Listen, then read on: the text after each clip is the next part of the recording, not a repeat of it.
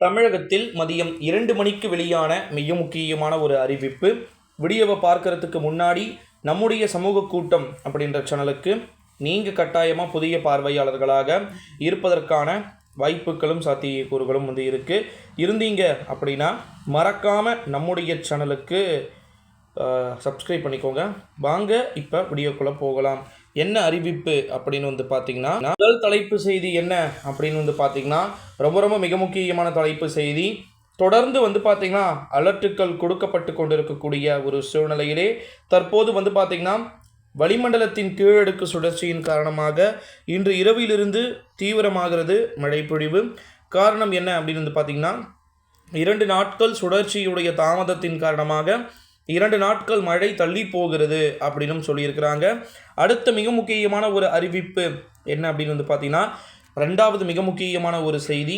தமிழ்நாட்டில் விண்ணை முட்டக்கூடிய அளவிற்கு தங்கத்தின் விலை கடந்த 20 நாட்களுக்கு முன்பு உயர்ந்த ஒரு சூழ்நிலையிலே தற்போது அது அப்படியே குறைந்து 52,000 வரைக்கும் வந்து விட்டது. 55 என்பது 52,000 வரைக்கும் பார்த்திங்கன்னா தற்போது வந்திருக்கிறது.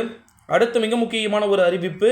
கொடைக்கானலில் நாளை மலர் கண்காட்சி நடைபெறுகிறது. இதன் காரணமாக பார்த்திங்கன்னா டிக்கெட்லாம் அங்கே சிறுவர்களுக்கு பெரியவர்களுக்கு இருந்தது 1 மடங்கு அதிகப்படுத்தப்பட்டிருக்கு. 15 இருந்தது 40 ரூபாய்க்கும், 30 இருந்தது 70 ரூபாய்க்கும் அப்படின்னு சொல்லிட்டு பார்த்திங்கன்னா உயர்த்தப்பட்டிருக்கிறது. அடுத்த மிக முக்கியமான ஒரு தலைப்பு செய்தி என்ன அப்படின்னு பார்த்திங்கன்னா, ரொம்ப மிக முக்கியமான ஒரு தலைப்பு செய்தி. தீபாவளி பண்டிகை முடியக்கூடிய வரையில் அனைத்து விதமான பட்டாசு ஆலைகளிலும் ஆய்வு நடத்த உத்தரவு என்பது பிறப்பிக்கப்பட்டிருப்பதாக தகவல்கள் வெளியாகியிருக்கிறது. அடுத்த மிக முக்கியமான ஒரு தகவல் என்ன அப்படின்னு பார்த்திங்கன்னா, வாக்கு எண்ணிக்கையில் ஈடுபடும் அலுவலகர்களுக்கும் ஆசிரியர்களுக்கும் அடுத்த வாரம் ட்ரைனிங் ஸ்டார்ட் ஆகும் அப்படின்னு சொல்லியிருக்கிறாங்க.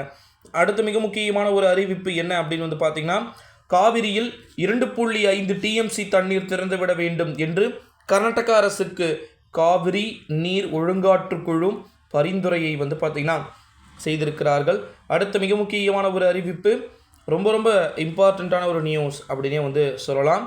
நம்முடைய தமிழ்நாட்டில் அரசு பேருந்துகளை தரம் உயர்த்தப்பட வாய்ப்புகள் பார்த்திங்கன்னா இருப்பதாக தகவல்கள் வெளியாகி இருக்கிறது.